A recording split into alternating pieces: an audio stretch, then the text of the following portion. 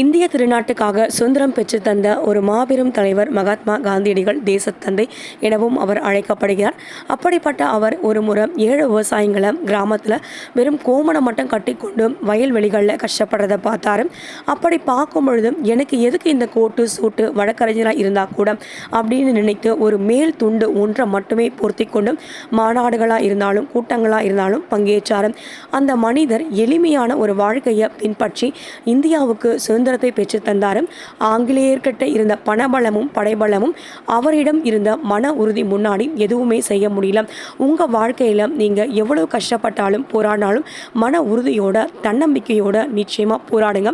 நம்முடைய தாய் திருநாட்டுக்காக நிச்சயமாக உங்களால் முடிஞ்ச நல்ல விஷயங்களை மக்களுக்காக செய்யுங்க.